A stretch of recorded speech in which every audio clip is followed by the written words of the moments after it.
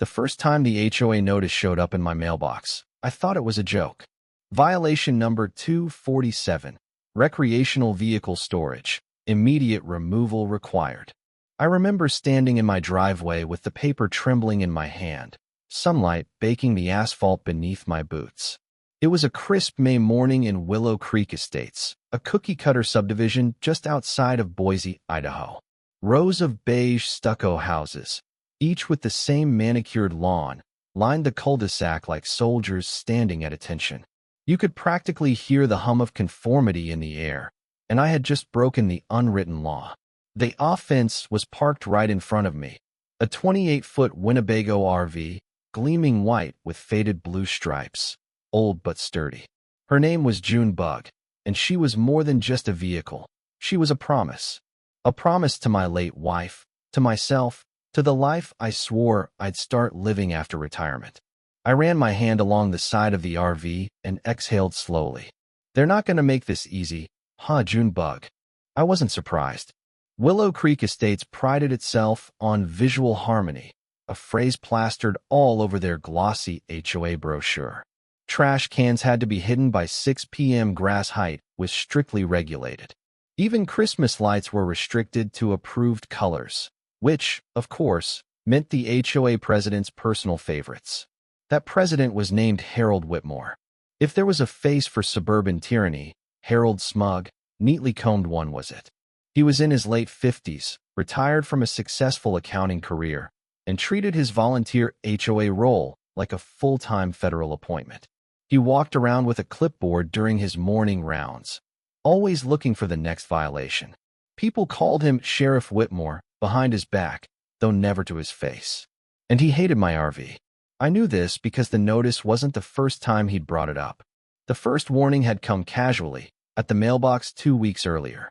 "Morning, Jack," he'd said with that tight-lipped smile of his, glancing at June Bug parked along the curb. "Nice vehicle you've got there. But I'm afraid RVs aren't permitted on the street in Willow Creek." "She's not just a vehicle," I'd replied, trying to keep my tone even. "She's my home on wheels. Planning a road trip once I retire in August." "That's wonderful," Harold had said, his voice dripping with condescension. "But while you're still here, HOA regulations apply. We can't have eyesores ruining the neighborhood aesthetic." "Eyesore?" I'd laughed. "Harold, this thing is cleaner than half the cars on this street. Rules are rules, Jack. I'm sure you understand." And now, here we were, violation number 247. The tone of the letter was firm but polite, in that passive-aggressive HOA way. "You have 14 days to remove the recreational vehicle from HOA property or face daily fines and potential legal action." I folded the notice and shoved it into my pocket. My jaw tightened as I stared at June Bug. That RV had been my wife Lisa's dream. Before cancer took her 3 years ago, we used to plan road trips over coffee, Yellowstone, Yosemite, maybe all the way down to the Grand Canyon. I'd promised her I'd do it, even if I had to do it alone. I wasn't going to let Harold Whitmore's power trip stand in the way of that. Not a chance. That night, I walked down to my neighbor Tom's driveway. Tom and I had been friends for years. He was the kind of guy who'd help you patch a roof or share a cold beer without needing an excuse. He was also one of the few people who openly admitted he hated Harold as much as I did. "So, they finally came for June Bug, huh?" he said as soon as I showed him the violation letter. "Right on schedule," I muttered, handing it to him. "You'd think I parked a UFO on the street." Tom chuckled, then frowned. "Man, this is ridiculous. It's not blocking traffic. It's clean. Hell, it's even boosting property value if you ask me." "Tell that to Harold," I said bitterly. "I've got 2 weeks to move it or start paying fines." "Are you going to fight it?" "Damn right I am. But I need to figure out how." Tom leaned back against his truck. "You know what Harold's like. He doesn't back down. He wants you to lose." I nodded slowly. "Yeah, and that's exactly why I can't." I spent the next few days reading every page of the HOA bylaws. It was soul-sucking work. 127 pages of legal jargon about fence heights, mailbox paint colors, and yes, vehicle storage. Sure enough, there it was on page 64. No recreational vehicles, boats, or trailers may be stored or parked on any street, driveway, or visible portion of a property within Willow Creek Estates. There was no ambiguity. Harold had me dead to rights. But there was something else. On page 112, buried in a section about common property usage, I found a clause that made me pause. Designated visitor parking spaces within the community are considered common property and are subject to board regulation. The board reserves the right to assign temporary usage under extraordinary circumstances. It was vague enough to be useful. A wild idea started forming in my head, one that made me smile for the first time in days. It wasn't just about keeping Junebug anymore. It was about making a point. About standing up to a man who thought he could bully anyone into submission with a clipboard and a rulebook. I wasn't sure how yet, but I knew one thing. I was done playing defense. By day 10, Harold showed up at my door. It was early evening, the sun casting a warm orange glow over the cul-de-sac. I'd just finished mowing the lawn when I saw him striding up the walkway, clipboard in hand like always. "Jack," he greeted, his voice falsely cheerful. "How are we today?" "Can't complain," I said flatly, wiping sweat from my forehead. I wanted to follow up on the notice we sent. "I see the RV is still parked out front." "Sure is." He tilted his head, feigning sympathy. "I understand this is difficult, but rules are what keep Willow Creek beautiful. We can't make exceptions, even for sentimental reasons." My chest tightened. He'd said sentimental, like it was a weakness. "I'm aware of the rules, Harold," I said calmly. "I'm also aware that there's a board meeting this Friday." "That's correct," he replied cautiously. "Are you planning to attend?" "Oh, I'll be there," I said, meeting his gaze. "And I have a few things I'd like to discuss." For the first time, his smile faltered. "I see. Well, I'll look forward to that." As he turned to leave, I added, "Oh, and Harold?" He paused. "Junebug's not going anywhere until then." He gave me a thin, disapproving smile and walked away. The HOA board meeting was held in the clubhouse at the edge of the neighborhood, a sterile little room with beige walls and folding chairs that always smelled faintly of lemon cleaner. About 24 homeowners had shown up, more than usual, probably because Harold had a habit of turning these meetings into petty public spectacles. I sat near the front with Tom beside me, my notes folded neatly in my lap. Harold was at the head table, flanked by two board members who looked like they'd rather be anywhere else. "Let's come to order," Harold said, tapping his pen against the table.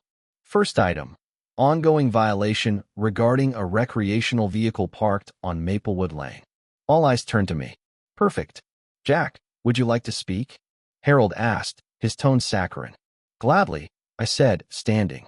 "I understand the bylaw. I read it front to back. But I also know this community was supposed to be about more than just rules. It was supposed to be about neighbors, about people, and I've been one of those people for 12 years. A few heads nodded. I pressed on. "My wife and I bought that RV together before she passed. We planned to travel the country in it. And now, I'm planning to keep that dream alive. Junebug isn't an eyesore. She's a part of my life. And she's parked legally on the street." Harold interrupted. "Legally? Hardly. The covenant clearly states." "I'm not done." I cut in, my voice steady. "I also noticed that the bylaws allow the board to make exceptions for extraordinary circumstances. I'd argue that honoring a spouse's memory and preparing for retirement qualifies." There was a murmur in the room. Harold didn't like it. "With respect, Jack," he said stiffly, "this isn't about your personal story. It's about consistency. If we allow one RV, others will follow. It's a slippery slope. Or maybe," I shot back, "it's about you wanting to control everything. Maybe it's about power, not property values." The room went quiet. Harold's cheeks flushed a deep red. "Regardless," he said, regaining his composure, "the board's decision is final. You have 4 more days to remove the RV. After that, fines will begin accruing." I nodded slowly. "Got it." For days. And I sat down without another word. Tom leaned toward me. "What's the plan?" I smiled faintly. "Something Harold's not gonna forget." The next morning, I woke up before dawn. The street was still dark and silent as I backed Junebug out of her spot. My heart thudded in my chest as I drove her slowly down Maplewood Lane, past the manicured lawns and identical mailboxes, until I turned into the HOA's visitor parking lot near the clubhouse. There, in the very first space, the one with the little brass sign that read reserved, HOA President, I parked Junebug. I turned off the engine and stepped outside, hands on my hips as I admired the sight. The Winnebago sat proudly in Harold's prized parking spot, her white paint glowing under the streetlights. For the first time since this mess began, I felt like I was in control. As I walked home, a smile tugged at the corners of my mouth. I knew this would piss Harold off like nothing else. And that was the point. He wanted a fight? Fine. I'd give him one. The best part? That little clause on page 112 meant Junebug was now technically parked on common property, which meant the HOA, not me, was responsible for managing it. And any attempt to tow her without proper notice could open them up to legal trouble. I had 4 days left, and I planned to use every one of them. By sunrise, the texts started coming in. Dude, did you seriously park your RV in Harold's spot? You're insane, and I love it. He's pacing around the clubhouse like a maniac. I couldn't help but laugh. It was petty, sure, but it was also poetic. For years, Harold had treated this neighborhood like his personal kingdom. And now, the king couldn't even park his chariot. But as the day wore on, a small knot of worry tightened in my stomach. I knew Harold. He wasn't going to let this slide. And I had just turned our quiet HOA dispute into a neighborhood spectacle. This wasn't over, not by a long shot. The text from Tom popped up just after noon. You might want to get down here. Harold looks like he's about to explode. I grabbed my keys and walked briskly toward the clubhouse, my heart thudding with a mix of nerves and satisfaction. I'd spent most of the morning waiting for this, waiting for Harold to discover Junebug sitting smugly in his precious parking space like a middle finger on wheels. And sure enough, when I rounded the corner, there he was. Harold Whitmore stood in front of the RV in a crisp polo and khakis, his clipboard clutched like a weapon, his face the color of a ripe tomato. 2 board members hovered nearby, looking deeply uncomfortable, while a small cluster of neighbors had gathered at a safe distance to watch the show. Jack, Harold barked when he saw me approaching. What in God's name is this? I smiled pleasantly. Morning, Harold. Beautiful day, isn't it? Don't you dare play games with me. His voice cracked slightly, drawing a few snickers from the onlookers. You will remove this thing immediately. Thing, I said, pretending to be wounded. That's Junebug you're talking about. Call it whatever you want. It's parked illegally on HOA property. Actually, I reached into my back pocket and pulled out a folded printout of the bylaws. According to page 112, the board reserves the right to assign temporary use of common property under extraordinary circumstances. I figured this qualifies. Harold snatched the paper, scanned it, then glared up at me. You're abusing that clause, and you know it. Maybe, I said. But maybe I'm also just following the rules you wrote. The crowd murmured. Harold's nostrils flared. This is harassment, Jack. I will have this RV towed by the end of the day. I took a step closer, my voice calm but firm. And I will have a lawsuit on your desk before breakfast tomorrow. You tow my RV without proper notice, and you'll be violating state property law. Pretty sure your insurance doesn't cover that. Harold's jaw clenched. For a long moment, he just stared at me, trembling with barely contained rage. Then he spun on his heel and stalked off toward the clubhouse. Tom sidled up beside me, trying not to laugh. Dude, I swear I saw steam coming out of his ears. Good, I said, watching Harold disappear inside. Maybe it'll clear out some of that hot air. The rest of the day was a strange mix of tension and adrenaline. I knew Harold wouldn't back down. That wasn't in his nature. The man treated every challenge like a personal war, and I'd just declared one on his front lawn. By sunset, a new notice had appeared on my door. This one wasn't as polite. Final warning, immediate removal required. You are hereby notified that your recreational vehicle is in violation of HOA regulations and is parked without authorization on common property. Failure to remove said vehicle within 24 hours will result in towing and legal action. Willow Creek Estates, HOA Board.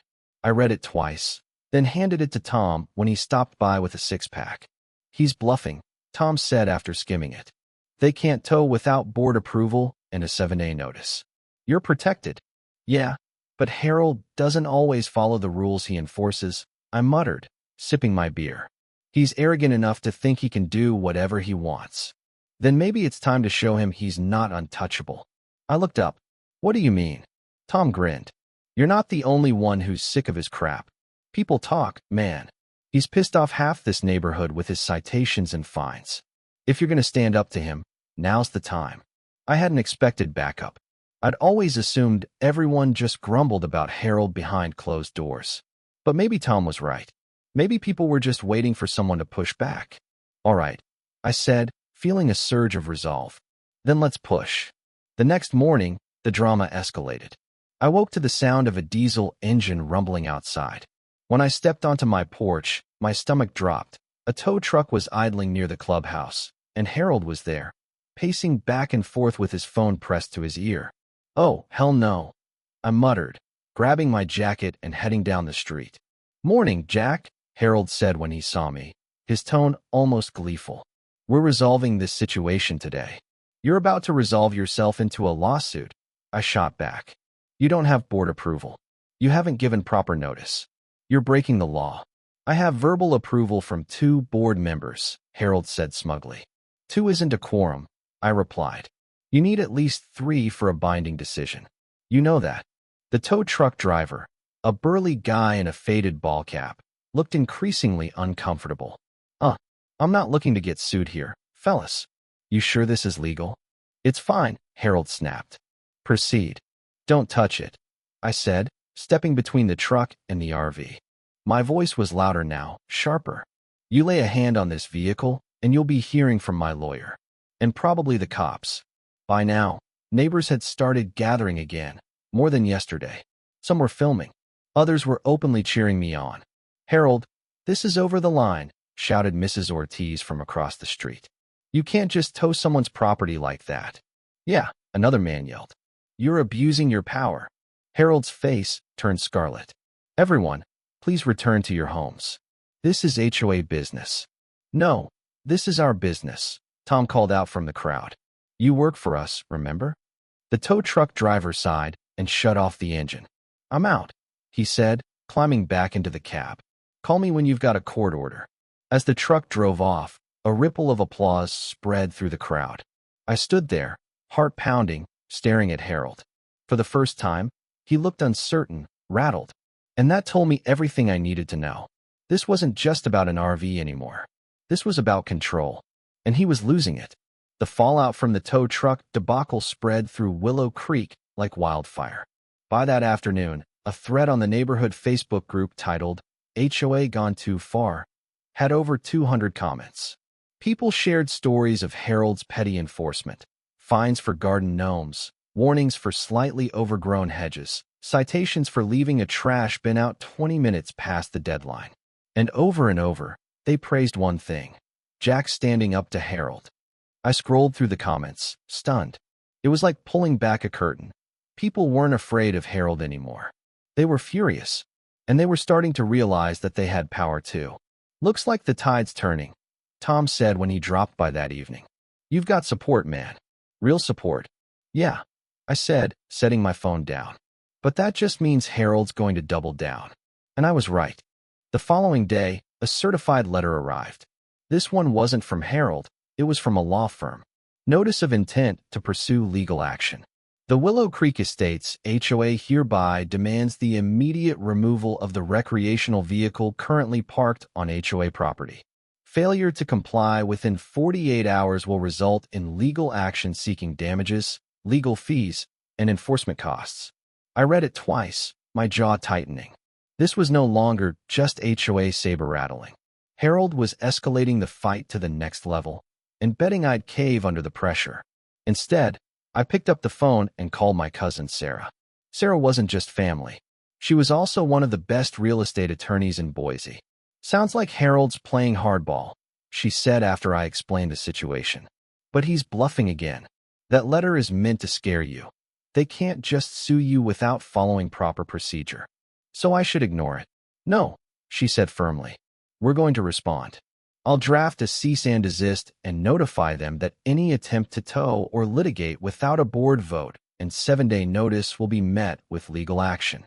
Oh, and I'll throw in a line about potential abuse of authority. I smiled. You always know how to make my day. Jack, she said, her tone softening. Are you sure you want to fight this fight? It's going to get ugly. I looked out the window at June Bug, sunlight glinting off her faded blue stripes. Yeah, I said quietly. I'm sure. By day 3, things hit a boiling point. The HOA called an emergency meeting. Flyers were taped to mailboxes, urging concerned residents to attend and restore order to the community. It was scheduled for 7 p.m. on Friday, and by the time I arrived, the clubhouse was packed. Harold sat at the front, his face pale but composed. The other board members were beside him, avoiding eye contact.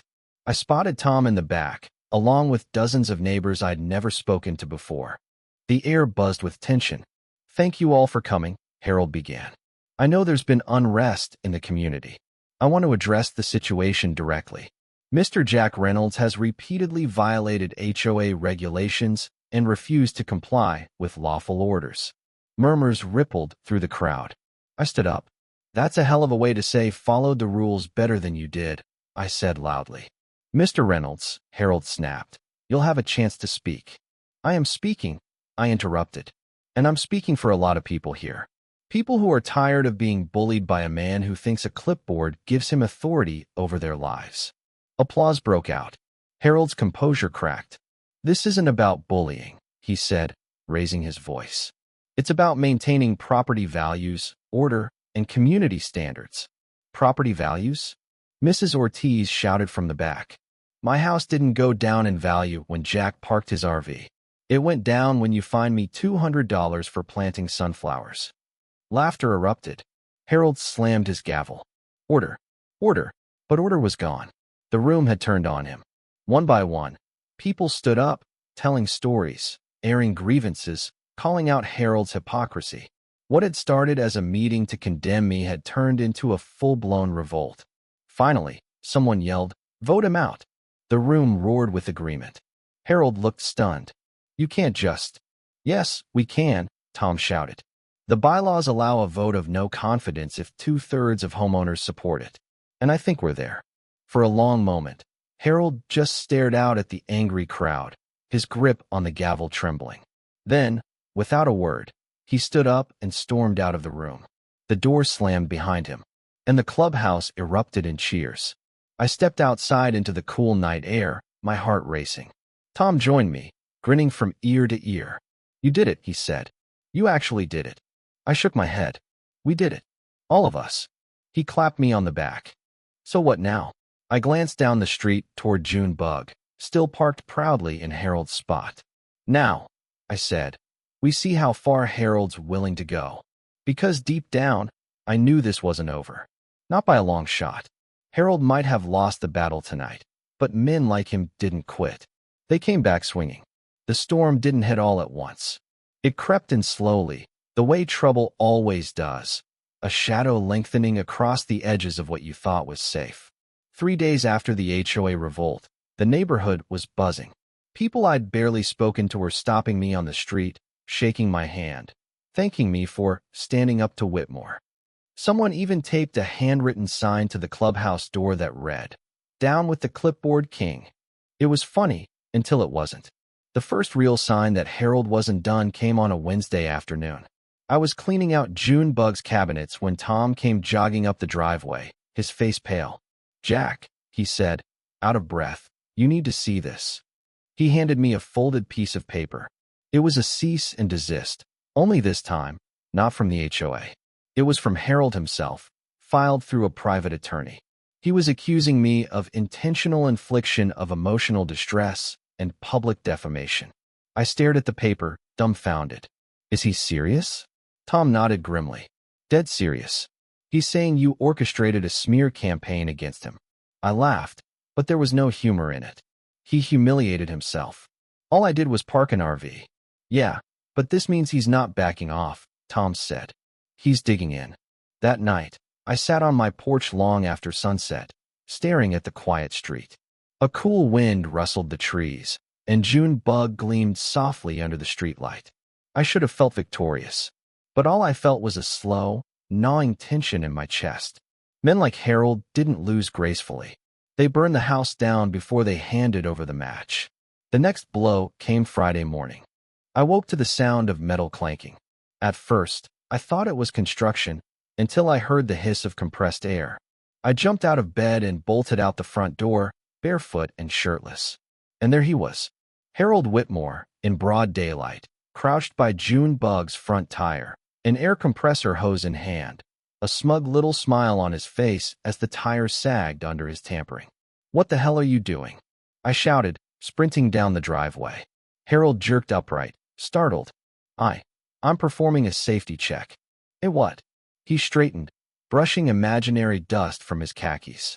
"This vehicle is in violation of HOA regulations. I have the right to.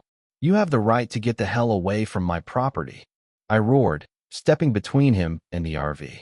My fists were shaking. "You just deflated my tire." "I was inspecting it," he sneered, "for safety hazards. And I'll be reporting you to the county for illegal storage." "Illegal storage? This is a public street. Common property," he snapped. "Which means it's not yours to use. Neither is this spot yours to sabotage." I took a step closer. "If you ever touch my RV again, Harold, ever, I'll have you arrested for vandalism." The color drained from his face, but he didn't back down. "You're a menace, Jack. You've turned this community against me." "No," I said, my voice low and steady. "You did that all by yourself." We stood there in the middle of the street, inches apart, the tension crackling between us like static before a storm. A few neighbors had peeked out their windows, and I caught Tom's silhouette across the street, phone in hand, recording everything. Finally, Harold stepped back.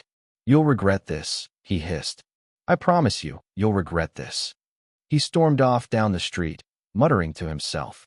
I watched him go, chest heaving, every muscle in my body trembling with fury. This wasn't just an HOA dispute anymore. This was war. I called the sheriff that afternoon. Deputy Sanders showed up about an hour later, a tall, broad man with a kind face and the patience of someone who'd seen it all. "So," he said after I told him everything, "you're saying he deflated your RV tire?" "Right in front of me," I said. "And he's threatening legal action on top of it." Sanders scribbled notes on his pad. "Did you touch him? Shove him?" "No. I just told him to leave." "Good. That's important." He tucked his pen behind his ear. "What he did could qualify as criminal mischief. It's minor, but it's still a crime." "Will you press charges?" Sanders shook his head. "Not yet, but I will file a report. That way, if he tries anything else, we've got a paper trail." "Good," I said, exhaling slowly. "Because I don't think this is over." Sanders gave me a knowing look. Men like that, they never stop until they're forced to. 2 days later, Harold crossed the final line. It was a Sunday night, quiet and warm, the kind of night that makes you forget about the ugliness in the world. I was watching a baseball game when I heard a loud bang from outside, followed by a sound that turned my stomach cold, glass shattering. I sprinted out the front door. The passenger side window of Junebug was gone, a jagged hole surrounded by shards of glass. Someone had thrown a rock straight through it, and lying on the ground near the curb was the rock itself, wrapped in a folded piece of paper. Hands shaking, I unwrapped it. "Remove this or pay the price." My vision tunneled. Rage flooded my chest so fast I had to steady myself on the RV. This wasn't just harassment anymore. This was a threat. I called 911. The patrol car arrived within minutes, lights flashing silently in the dark. Deputy Sanders stepped out again, his jaw tight as he surveyed the damage. "Son of a bitch," he muttered. "They escalated. Whoever did this," I said, my voice trembling, "knew exactly what they were doing." "You think it was Harold?" "I know it was Harold." Sanders sighed. "We can't prove that. Not yet. But this is vandalism and intimidation. I'll get forensics out here tomorrow, maybe lift a print. In the meantime, I want you to install a camera. Maybe 2. If they come back, we'll catch them." I nodded numbly. "Okay." Before he left, Sanders put a hand on my shoulder. "Don't let him win, Jack. People like him feed off fear. You're doing the right thing standing up to him." But that night, As I swept up the shattered glass from Junebug's floor, I felt something I hadn't felt before: fear. Real fear. This wasn't about bylaws or fines anymore. This was personal, and personal could get dangerous. The neighborhood was buzzing again by morning. Word of the vandalism spread fast. People stopped by to check on me, to bring coffee, to offer help with repairs. And something shifted in those conversations. It wasn't just sympathy anymore, it was anger. Anger at Harold. Anger at the board. Anger at a system that had let a petty tyrant terrorize an entire community. By noon, a petition was circulating. A formal vote to remove Harold from the HOA presidency and bar him from serving on the board again. By 3 p.m., it had more than 2/3 of homeowners' signatures. And that night, the board held an emergency session. Harold showed up, red-faced and trembling, insisting he was the victim of a coordinated smear campaign. But the evidence, the vandalism, the attempted towing, the deflated tire, spoke louder than his excuses. The vote was swift. Harold Whitmore was removed as president of the Willow Creek Estates HOA by a margin of 42-3. When the result was announced, the room erupted in applause. Harold stormed out without a word, his clipboard clutched tightly in his hand, a king stripped of his crown. But I knew, deep down, that even this wasn't the end. Harold wasn't the type to go quietly. And I was right. 2 weeks later, I got a letter in the mail, certified, official looking. This time, it wasn't from the HOA. It was from Harold's personal attorney. Our client intends to pursue civil damages in the amount of $50,000 for defamation, harassment, and loss of reputation resulting from your malicious actions and statements. I read the words 3 times. My blood ran cold. This wasn't just bluster anymore. This was real litigation. If Harold followed through, I could lose my savings. Maybe even my home. When I called Sarah, she wasn't surprised. "He's trying to scare you," she said. "He knows he can't win this. But he's betting you'll settle just to make it go away." "I can't settle," I said, pacing the living room. "If I do that, he wins. Then we fight," she replied. "And trust me, Jack, we will win." The weeks that followed were hell. Deposition notices, discovery requests, endless paperwork. Harold was weaponizing the legal system now, dragging me into a war of attrition he thought I couldn't afford. And for a while, I wondered if he was right. My savings were draining. My patience was fraying. Even Tom noticed the change. "You look exhausted, man," he said one night, handing me a beer. "This is eating you alive." "I just wanted to keep my damn RV," I muttered. "Now I'm fighting for my life savings." He clinked his bottle against mine. "Yeah, but you're also fighting for everyone here. Don't forget that." I looked out the window at Junebug, repaired and whole again. She'd become more than a memory now. She was a symbol. And I couldn't let Harold destroy that. "I won't," I said. "No matter what it takes." The lawsuit dragged on for nearly 3 months. But slowly, painfully, Harold's case began to crumble. His evidence amounted to screenshots of Facebook comments and hearsay from neighbors who admitted under oath that he'd pressured them to speak against me. The vandalism report and police documentation painted a very different picture, one of a man consumed by obsession and rage. And then, in a twist even I hadn't expected, the HOA board, newly led by Mrs. Ortiz, filed a counterclaim against Harold, accusing him of misuse of authority and unauthorized actions during his presidency. It was over before it began. The judge dismissed Harold's lawsuit with prejudice, citing insufficient evidence and potential malicious prosecution. His counterclaim settlement wiped out any hope of damages. And in a final blow, the court issued a restraining order preventing him from approaching me or Junebug within 100 feet. When the gavel came down, I felt like I could finally breathe again. It was over, or so I thought, because as I walked out of the courthouse that day, the Idaho sun warm on my face, I saw Harold standing across the street, clipboard gone, eyes hollow, hands stuffed deep into his pockets. We locked eyes for a long, silent moment. Then he turned and walked away. And just like that, Harold Whitmore, the self-appointed king of Willow Creek Estates, was gone. That night, I sat in Junebug with a beer in hand, the radio playing low. The air smelled like summer and freedom. I ran my hand over the worn leather of the steering wheel and smiled. Looks like we did it, June Bug, I whispered. Looks like we're finally free. But even as I said it, I knew the real victory wasn't about an RV. It wasn't even about Harold. It was about proving that ordinary people could stand up to bullies and win. And tomorrow, I'd finally do what Lisa and I had always planned.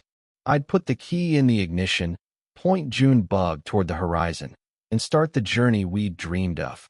Together. The first thing Jack noticed that morning wasn't the sound of engines or the usual barking of his neighbor's golden retriever. It was silence. A kind of rare, heavy quiet that felt like the air itself was holding its breath. It had been 2 weeks since Harold's spectacular public meltdown at the board meeting. 2 weeks since the HOA president, the man who'd been untouchable for nearly a decade, had been forced to step down amid legal scrutiny and public outrage. And 2 weeks since Jack's RV had finally been towed from Harold's reserved spot after a settlement brokered by lawyers on both sides. From the outside, it looked like Jack had won. He wasn't paying the $500 per day fines anymore. The HOA's overreaching RV ban was suspended pending a full review. And Harold? Well, Harold was gone, resigned for personal reasons, according to the bland letter the board sent around. But standing in his driveway now, mug of coffee cooling in his hands, Jack felt conflicted. You'd think victory would feel better, he muttered to himself, leaning against the fender of the RV that had started all this. The big silver rig looked peaceful now, parked legally in the oversized gravel space he'd built on the side of his house. No more threats. No more late-night knocking from Harold demanding he move it. Just silence. The door creaked open behind him. Talking to yourself again, hero? Lauren's voice carried a teasing warmth as she stepped out, wrapped in his flannel shirt over her pajamas. Guilty, he said, smiling faintly. Just thinking. She joined him by the RV, following his gaze. Hard to believe it's finally over. Yeah, he said softly. Over. But was it? Jack hadn't told her everything. Not yet. Not about the letter that had arrived yesterday from the HOA's attorney.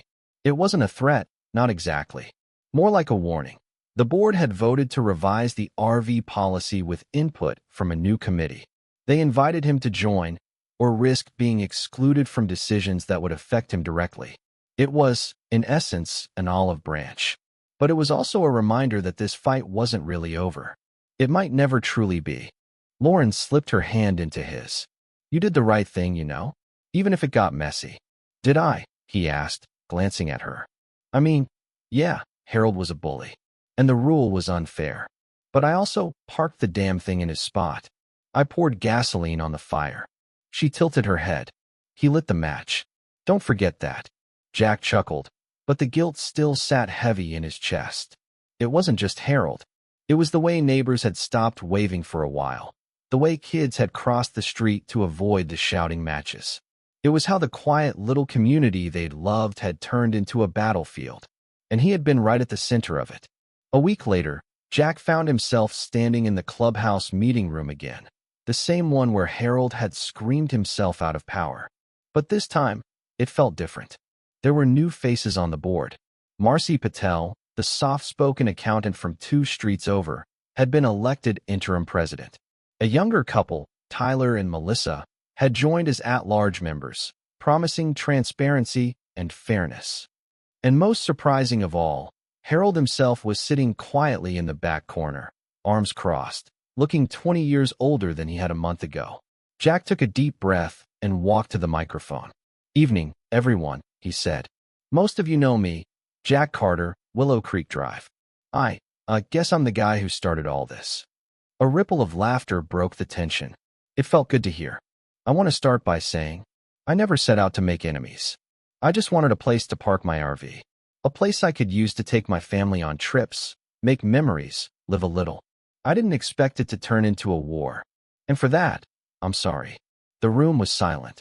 Even Harold looked up. But, Jack continued, I also think this whole thing showed us something important. Our rules should make life better for people, not worse. And they should be fair, not just enforced by whoever has the loudest voice or the biggest stick. If this community means anything, it's that we take care of each other. We listen. We compromise. Marcy smiled from the board table. Thank you, Jack. And thank you for agreeing to join the committee. He nodded. I'm not here to fight anymore. I'm here to help fix what's broken. As he stepped away, a few neighbors clapped. Others nodded. One or two still glared, and that was okay. Jack didn't expect everyone to forgive him. Maybe he didn't deserve it, but he could live with that. What mattered was that they were talking again. Outside the clubhouse, the night was cool and crisp, the first hints of fall rustling through the oaks lining Willow Creek. Jack lingered by the curb, staring up at the stars. It struck him how small his RV looked from here, how small he looked in the grand scheme of things. You handled yourself well in there, a voice said behind him. Jack turned. Harold was standing a few feet away, hands shoved deep into his jacket pockets. Didn't expect you to show, Jack said cautiously. Harold shrugged. I didn't expect to either. Guess I wanted to see the man who ruined my career. Jack sighed. Harold. The older man held up a hand. Relax. That wasn't an accusation. More of an observation. They stood there in silence for a beat, the crickets filling the space between them. I was angry, Harold admitted finally. Still am, if I'm honest. I spent years keeping this place running. Everyone followed the rules. Everyone respected the board. Then you come along with your RV, and suddenly, I'm the villain. I never wanted that, Jack said quietly. I know. Harold's voice softened. But maybe I needed someone to challenge me. Maybe I needed to see that I wasn't always right. It was the closest thing to an apology Jack had ever heard from him. You know, Harold added, I love that spot. The one you parked in. My wife used to wait for me there when I'd come back from work. She passed 3 years ago. I guess part of me didn't want anyone else touching it. Jack felt a lump rise in his throat. I'm sorry. I didn't know. Of course you didn't. Harold exhaled. I never told anyone. They stood in silence again, two stubborn men united briefly by shared humanity. Take care of this place, Harold said finally, turning to leave.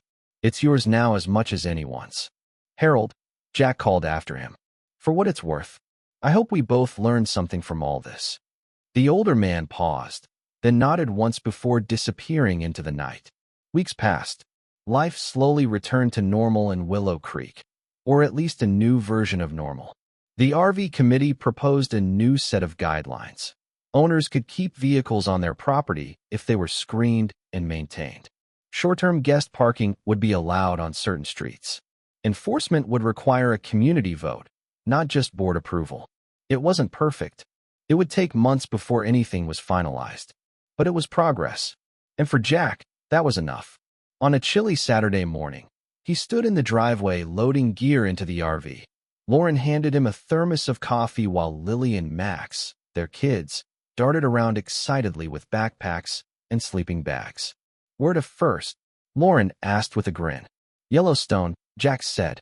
I figured we could use some time away from HOA drama. She laughed. Amen to that. As the engine rumbled to life, Jack glanced in the rearview mirror. The house grew smaller behind them, the neighborhood fading into the distance. He wondered what would happen next, what new rules would be written, what grudges would linger, what friendships might bloom. But for now, he was free, and that was enough. The road stretched ahead, wide and open, full of possibility. And somewhere deep in his chest, beneath the scars of anger and the weight of regret, Jack felt something stir, something he hadn't felt in a long time. Hope. Epilogue. 6 months later. The HOA newsletter arrived in the mailbox one bright spring morning. Jack unfolded it at the kitchen table, expecting the usual dry updates about landscaping schedules and pool maintenance. But near the bottom of the second page, a headline caught his eye. New RV guidelines approved. Community votes 78% in favor. Jack read the paragraph twice, then set the paper down with a slow smile. It wasn't about winning anymore. It wasn't about revenge or proving a point. It was about change, messy, imperfect, human change. And maybe, just maybe, he had helped spark it. Lauren walked in and saw the look on his face. Good news. The best, he said, handing her the paper. She skimmed it and grinned. Told you it'd all work out. Jack slipped an arm around her shoulders and gazed out the window at the RV, gleaming in the sunlight. Yeah, he murmured. It did. And for the first time since the battle began, he truly believed it. If you enjoyed this intense story, smash that like button and subscribe for more gripping, cinematic tales. Don't forget to hit the bell so you never miss the next thriller. Your support keeps these stories coming.